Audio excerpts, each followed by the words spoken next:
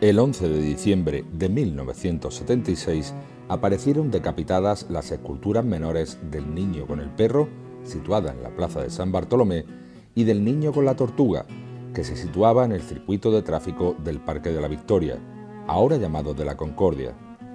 La segunda sigue decapitada en el Estanque de los Patos. Del culpable nada se supo.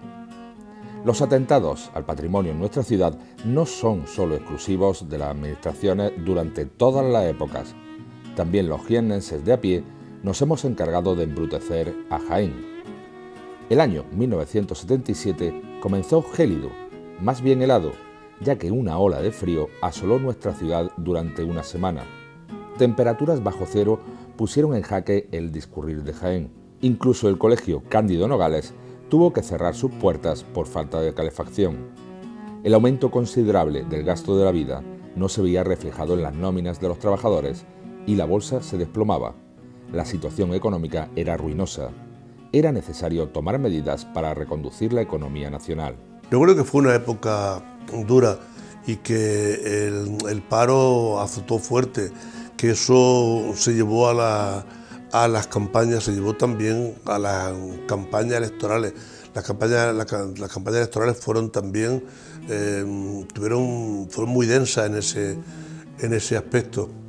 Y mucha gente también, como ha sucedido ahora, tuvo que abandonar la provincia en aquella, no de manera tan significativa como la emigración del final de los 60 y principios de los 70, pero hubo mucha gente que se vio obligada a abandonar Jaén. Creo que el daño más grande que se le ha hecho a la izquierda en el mundo ha sido la letra de cambio, ¿no? El que no tenía nada y le daban un televisor a cambio de pagarme 10 euros o 5 euros, perdón, 5 duros o 10 duros, se sentía partícipe del sistema en la medida que también tenía televisión, como el vecino de al lado, que era, digamos, de los poderosos o de la clase media alta de su ciudad o de su pueblo.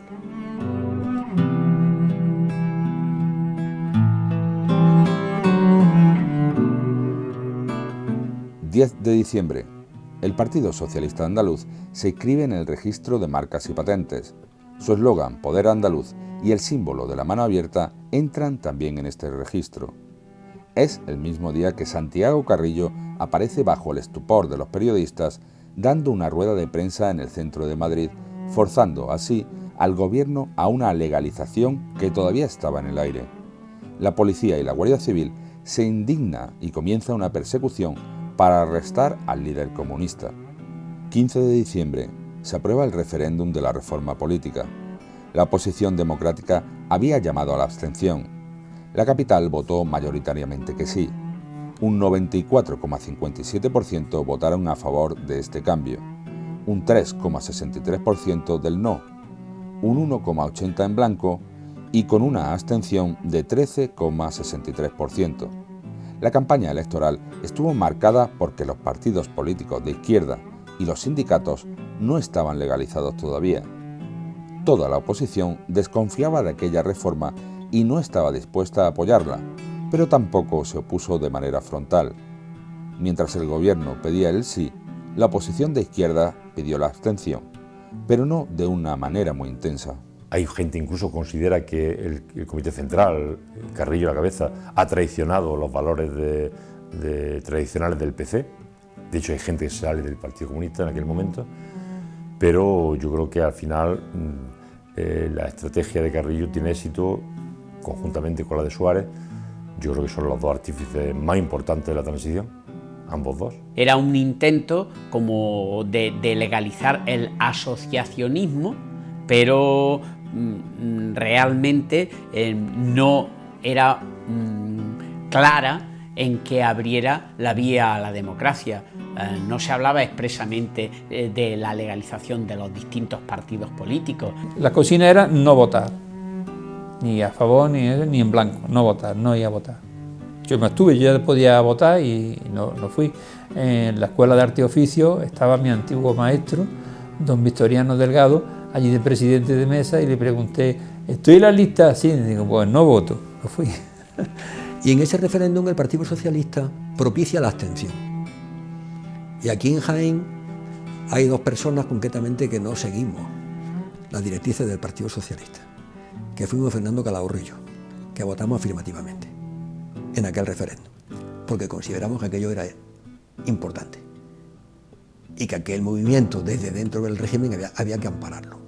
Y un poco convencido de que el Partido Socialista, pues aquello lo había dicho un poco con la boca pequeña, consciente de que el referéndum iba a salir, ¿no? El sí en el referéndum iba a salir, y de eso salió un sí masivo, ¿no? Yo defendí entonces, en los órganos en los que tenía voz, yo defendí la posición de que el Partido Socialista tenía que aceptarlo. ¿Qué ocurre? Que nos estábamos jugando el espacio político con el Partido Comunista, y el Partido Comunista automáticamente dio la orden de que no, porque tenía que demostrar que era el Partido Comunista, tenía que demostrar que estaba en contra de cualquier decisión que viniera de la gente del régimen franquista. En la reforma, en el proyecto de reforma, tendríamos que haber participado los partidos políticos democráticos. Esa era la postura, muy lógica, muy lógica. Aunque claro, la realidad era que la mano tendía que se nos daba, podíamos haberla aprovechado. No obstante, bueno, pues no salió mal, porque después de la abstención se aceptó y punto. El gobierno puso todos los medios para ponerse en favor de esta reforma política, a pesar de que suponía el harakiri de las Cortes franquistas. La publicidad televisiva de aquel Habla, Pueblo Habla funcionó a la perfección y los votantes pudieron ejercitar su derecho en un referéndum que, por fin, sirviera de algo. La extrema derecha se decantó por el no, lo que propició que la izquierda no se decantara por esta propuesta. Lo que fue desde el propio régimen franquista, del propio movimiento nacional, volver la tortilla y que fuesen ellos mismos los que hicieron la transición sin ningún tipo de problema, con entendimiento, con concordia, con el acuerdo de todas las fuerzas políticas, que vino a fraguar en lo que es la Constitución española, afortunadamente, de la que hoy disfrutamos, ¿no? Se estaba aprobando el eje normativo para crear una transición política y la puerta para la celebración de unas elecciones generales democráticas y libres. La ruptura era imposible. Entonces aquí teníamos que ir, se fue trabajando pasito a pasito, pasito a pasito.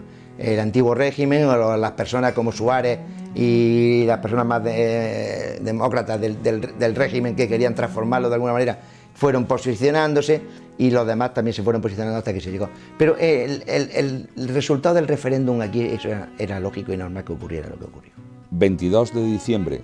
Santiago Carrillo, que desde el 7 de febrero sorteó a los cuerpos de seguridad en el interior de España, con temporadas indefinidas en el territorio nacional, es detenido con la famosa peluca que dio la vuelta al mundo y que regaló a los mismos policías que lo detuvieron. Otros miembros del comité ejecutivo del PC también son detenidos. En Jaén se echan a las calles los miembros del Partido Comunista para hacer pintadas, pegar carteles y pegatinas y buzonear con Mundo Obrero los barrios populares. Los comunistas seguíamos teniendo el rabo y estamos pintados de rojo, ¿no? Es decir, que éramos el diablo mismo. No se hacían buzonadas en la carrera. Las buzonadas se hacían en Peñamefeci, por ejemplo, se hacían en el polígono, y eran maniobras bastante delicadas, porque la policía no era tonta, evidentemente, y tenían información, bastaba conseguir alguno para identificar cuándo se iban a repartir. El colegio universitario ya estaba de vacaciones. Carrillo es liberado 8 días después, tras abonar una fianza de 300.000 pesetas que se pagó en metálico. Tuvimos una comida que organizó Concha Caballero y con Santiago Carrillo en el Mesón Vicente, y estaba yo enfrente de Santiago Carrillo, estaba Santiago Carrillo fumando, y me dice Concha Caballero, dice, venga, que no eres capaz de imitar, porque sabía que yo imitaba a Santiago Carrillo, y me puse yo el cigarro, digo, porque nosotros los comunistas, se me moría de la risa Santiago Carrillo. Una de esas noches intensas, tras una reunión en casa de Javier Aguirre, con un coche cargado de propaganda y la última edición del Mundo Obrero, a Paco Zaragoza y Arturo Ruiz le dan el alto la secreta. Salimos con el coche y vemos que se nos pega inmediatamente un coche de la policía, claro. Y yo enseguida, pero con el coche cargado de Mundo Obrero, enseguida empezamos a aplicar las normas de lo que se hacía y no se hacía en la clandestinidad. Ahora cuando lleguemos a una curva, apretamos, abrimos la puerta y tiramos los Mundo Obreros para que no nos pillen con la prensa dentro del coche. Pero claro, de pronto me di cuenta que yo el mundo obrero lo tenía en la parte trasera del coche, lo cual, por mucho que abriera la ventana, no podía tirar absolutamente nada. Y ya llegamos a la casa de Paco Zaragoza ya diciendo, venga, nos entregamos. Y nos bajamos del coche y efectivamente la policía se para inmediatamente al lado y venía el comisario jefe de la social y se nos acercan y dicen, bueno, ustedes son profesores de la universidad. Sí. Bueno, usted es de magisterio. No, pero es que magisterio también es de la universidad. ¿Y qué? ¿De dónde vienen? Pues de una comida que hemos hecho Bueno, nos tuvieron con una interrogación así un tanto... Pero yo no hacía más que mirar en la parte de atrás del coche, porque decía, como digan de abrir la parte de atrás del coche, sale todos los mundos obreros que llevábamos allí, que eran montones de mundos obreros. Y sale la cena, porque nos preguntaron hasta qué habíamos cenado, y salió a relucir la cena que habíamos hecho y todo eso. Total que nos dejaron ir y nos libramos de acabar aquella noche contando en la cárcel, en la comisaría, los mundos obreros que llevábamos en la parte de atrás del coche. Yo creo que no es porque no sospecharan, sino porque prefirieron, ya era una época en que se veía que el proceso hacia la libertad era imparable, y recuerdo que cuando yo subí a mi casa, allí al lado de la plaza Troyano Salaberry, creo que hice la meada más larga de mi vida. Los penenes se ponían el 20 de enero de 1977 otra vez en huelga a pesar de la presión que se ejerció sobre ellos. Los profesores interinos no superaban las 16.000 pesetas de la época. Esa primera manifestación hace que socialmente también se visualice que también el magisterio y la enseñanza secundaria y primaria empiezan a moverse por sus reivindicaciones laborales. Es que un maestro ganaba muy poco. Que la gente ya no se acuerda, y sobre todo los jovencitos, no tienen ni idea que un maestro es que no ganaba nada. Eran condiciones laborales leoninas. En aquella época, en un departamento universitario podía haber un catedrático, si acaso. Podía haber algunos agregados, y la mayor parte de los profesores eran PNN, profesores no numerarios, que era lo que significaba PNN. Es decir, profesores no funcionarios, profesores que estaban sujetos un poco, primero a sueldos pobres, y en segundo lugar sujetos a la autoridad del catedrático o del profesor agregado correspondiente, ¿no? Para complicarlo un poco más, el 23 y 24 de enero mueren dos manifestantes en sendas movilizaciones en Madrid. El primero por el disparo de un ultraderechista y la segunda por el impacto de un bote de humo que le destroza el cráneo. También el general Villaescusa es secuestrado por el Grapo, tensando todo entre izquierda y derecha. Pero el horror estaba por llegar. Esa misma noche mueren asesinados por un comando fascista 5 miembros de un despacho de abogados laboralistas en la calle de Atocha. Son acribillados a balazos. Dejó también 4 heridos graves. Tremendo, tremendo, tremendo. Yo creo que ese momento, y todavía me emociono, ¿no? Es uno de los momentos más tristes, ¿no? de la transición, por lo menos desde mi punto de vista, ¿no? Deplorable, nos dejó hechos polvo, pero al mismo tiempo que eso, sí teníamos claro una cosa, y es que en ese momento había que demostrar al conjunto del país, a España entera, que los comunistas éramos unas personas serias y que queríamos un país serio en donde la democracia y la libertad fueran los rumbos a los que teníamos que trabajar y dirigirnos absolutamente todos los ciudadanos y las ciudadanas. Una de las personas asesinadas en aquella matanza fue el joven abogado laboralista Luis Javier Benavides, vinculado familiarmente a Villacarrillo y que había pedido el despacho de una joven Manuela Carmena para usarlo en una reunión. Eso fue una provocación, clarísimamente. Era una provocación, es decir, era intentar decir, vamos a sacaros de vuestras casillas y vamos a intentar volver a la triste historia del 36-39. Y yo creo que ahí se dio una lección de democracia, de libertad, de seriedad y de responsabilidad como no se había hecho hasta ahora nunca. Y yo creo que eso hizo que los dirigentes del antiguo régimen, por llamarlo de alguna manera, que todavía no lo tenían claro, se decidieran claramente de que al Partido Comunista de España había que legalizarlo en este país. El PC partido al que pertenecían estos abogados laboralistas, firman un comunicado conjunto con el resto de la oposición democrática. En una impresionante lección de civismo y fuerza, 200.000 personas invaden las calles de Madrid para acompañar, en total silencio, a los féretros a su entierro. La seguridad, a pesar del cordón de la policía, corre a cargo del mismo Partido Comunista. La seguridad de esa manifestación la organizó el Partido Comunista. No la organizó ni la policía no era capaz de organizar aquello. Fuimos nosotros mismos, bueno, la gente, el aparato del partido el que organizó toda la manifestación y tal. Fue muy duro porque lo remataron como a chinches, ¿no? Allí a cara perro y... en fin. Mal asunto. La manifestación se desarrolla en silencio y sin incidente alguno. Esa manifestación se reproduce no de esa misma manera, pero sí con salida a la calle, en todas las universidades españolas prácticamente, en todas hay algún movimiento. Era conseguir que miles de personas, no estamos hablando de cientos, miles de personas cabreadas, indignadas, con ganas de que lo que le pediría el cuerpo pegar gritos y casi de venganza ante esa partida de cafres, cabrones que habían matado al abogado, pues sin embargo lo que es la orden que dio el partido fue orden, silencio y organización, más o menos, ¿no? 25 de enero de 1977 quedó constituida la Comisión Ejecutiva Provincial del PSOE, donde formalmente quedó materializada la fusión del sector histórico y renovado con sede del partido local en el número 8 bajo de la calle Antonio Herrera. Este acto significó realmente para Jaén su primer encuentro con plena implantación orgánica del partido a nivel provincial. El PSOE histórico recogía a aquellos militantes que ya lo habían sido en el tiempo, incluso la gente que había estado en las cárceles, etcétera, etcétera, ¿no? Nosotros, digamos, en el PSOE histórico mantenemos una línea más marxista.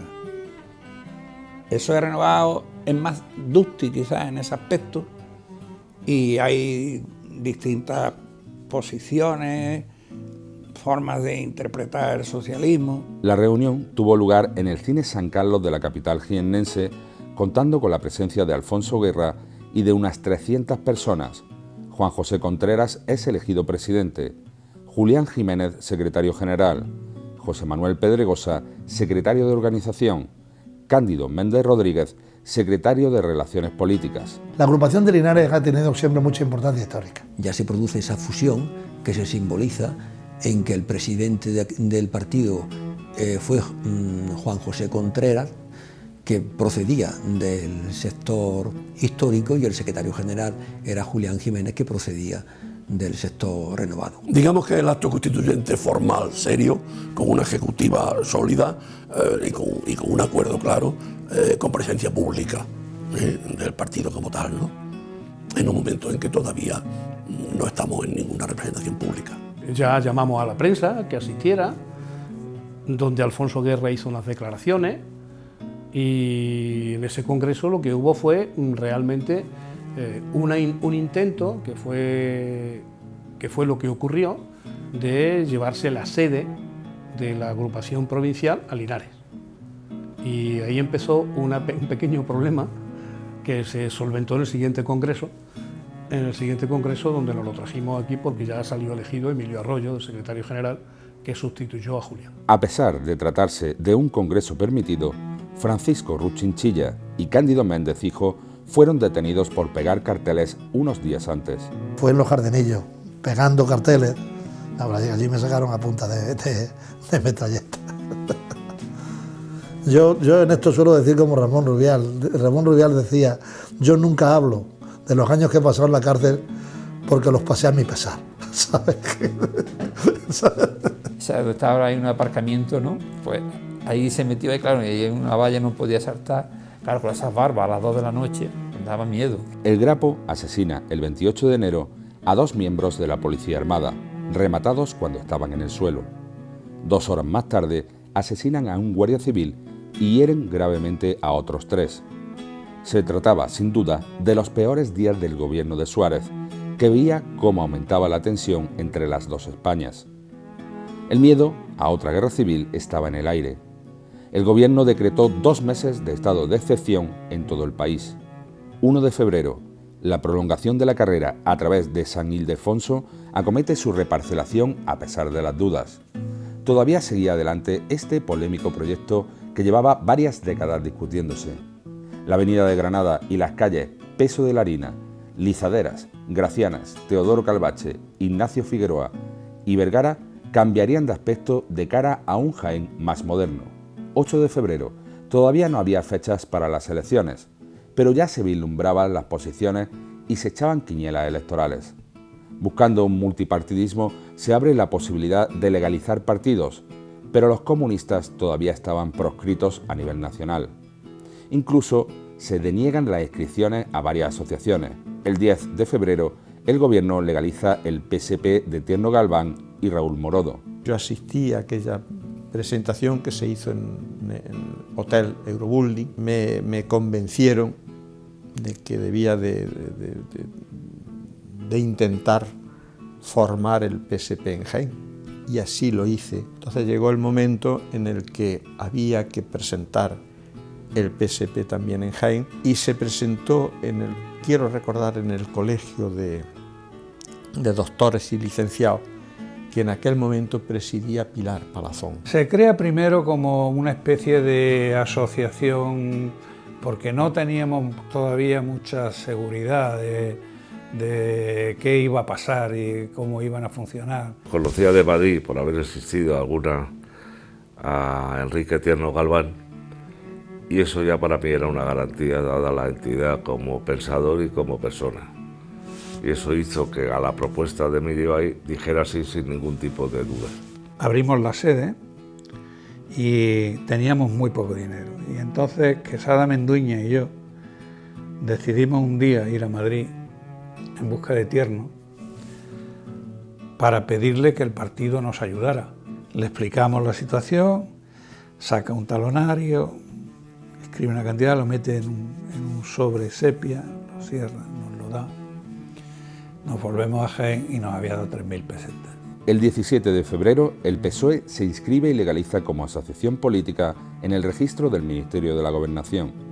El PSOE histórico de Manuel Murillo y José Prat no será legalizado hasta noviembre de 1977, en un interés de Suárez de dar paso a los renovados e impedir que los históricos se puedan presentar a las primeras elecciones generales. Pasábamos a la legalidad y ya está, ¿no? Pero solo un trámite. El régimen sabía que meter de nuevo en la cárcel a los socialistas o a los comunistas era un error que no se podía en ese sentido consentir, ¿no?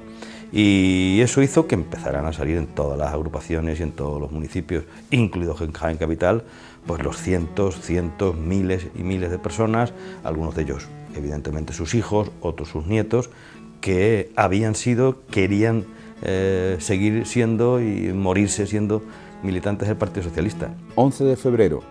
Son liberados por la policía Antonio María de Oriol y Urquijo, presidente del Consejo de Estado y antiguo ministro de Franco, que había sido secuestrado 3 días antes del referéndum de la reforma política, y el teniente general Emilio Villascusa, presidente del Consejo Supremo de Justicia Militar, a quien los Grapo, un grupo terrorista de ascendencia marxista-leninista, había privado de libertad. Se trataba de uno de los cabecillas del inmovilismo político, lo que creó un grave problema para el gobierno de Suárez. El mismo día, el Partido Comunista presenta en el Ministerio de la Gobernación su inscripción en el registro de partidos políticos con documentación y unos estatutos preparados para ser validados. 22 de febrero. Se les da un ultimátum a los penenes para que cesen su actividad huelguista. Llevan más de un mes en esta situación crítica. 2 días después, volvían a las aulas, menos un grupo numeroso que aguantó 10 días más. Es el día en el que 200 alumnos de peritos se encerraron en las aulas para protestar por la orden ministerial que cambiaba el plan de estudios de su carrera. En Jaén había muy pocos catedráticos, o yo creo que ninguno. Había muy pocos agregados y lo que había era una masa enorme de PNN, que se sucedía en todos lados, en toda la Universidad Española. En aquella época sí había una cierta dirección sindical, pero digamos que era una dirección más de carácter, podríamos decir, sociopolítico, porque estábamos en aquello que se llamaba arrancar parcelas de libertad, ¿no? La prioridad era cómo recuperábamos la libertad, cómo recuperábamos la democracia. Y entonces siempre se incorporaba sobre lo que eran legítimas reivindicaciones laborales también estos elementos también estaban muy presentes, y por lo tanto las organizaciones sindicales en aquel entonces pues queríamos estar muy presentes en cualquier tipo de huelga, porque queríamos darle no solo un sentido laboral, sino un sentido sociopolítico en el terreno de la recuperación de la libertad y de la democracia, ¿no? 24 de febrero se presenta en Jaén Izquierda Democrática, el partido de Joaquín Ruiz Jiménez, que apareció en nuestra ciudad para pronunciar una conferencia. Se intentaba así exportar la democracia cristiana europea, metiéndose en la franja de centro-izquierda. En un principio se veía con posibilidades para acceder al Congreso, pero se convirtió en uno de los grandes fracasos de las elecciones que se celebraron 4 meses después. El mismo Ruiz Jiménez sí tendría una carrera destacada al ser nombrado primer defensor del pueblo. Fue un icono en el mundo de la solidaridad, fue un icono en la lucha contra determinadas situaciones de injusticia, pero la gente no tuvo fe en su incursión política, no le debió merecer confianza. En aquel momento es que estaba todo ya nucleado en todo a opciones muy concretas, y eso parecía y era una opción muy personalista. Yo creo que se equivocó. 25 de febrero, ondea por primera vez la bandera de Andalucía en la Diputación de Jaén tras el acuerdo adoptado en el pleno del día anterior. 4 diputados votaron en contra. Un día después se iza en el ayuntamiento tras un polémico pleno. 5 días antes, las 8 diputaciones reunidas acordaron que la bandera regional sería verde y blanca. Que ya había una movida en todos estos políticos de última hora, muchos de ellos jóvenes o relativamente jóvenes, que estaban reposicionándose. Pues evidentemente son incluso los hombres del movimiento más jóvenes, no los más viejos quizás, aunque algunos puede que sí, los que empiezan a resituarse. También el 25 de febrero se despenalizó el juego a nivel nacional. El diario Jaén cambia de color de su portada y la imprime en verde durante algunos días. Yo hice una que tengo todavía, que intentamos ponerla, subimos, nos metimos en la torre de la catedral, en la que da a la calle Campana. Se allanaba el camino para un desarrollo democrático con el beneplácito del pueblo español, pero todavía quedó mucho camino por recorrer. La mayoría de jiennenses se dejaba llevar ante los acontecimientos y miraba con recelo un futuro que estaba por llegar. Es un mundo apasionante, porque estaba todo por hacer y había mucha ilusión. Salías con la fuerza moral que te da a ser un disidente o un luchador, o yo prefiero decir un resistente contra la dictadura. Eso te da mucha fuerza moral. La corrupción vendría después, ¿no? Y los desencantos. Pero si tú ves España de los 70 y la España de los 80 y los 90, es una vuelta al calcetín. Eso quien sabe mejor eso son los mayores. Ellos vivieron en un país y han ido viendo otro, con errores, pero han visto otro.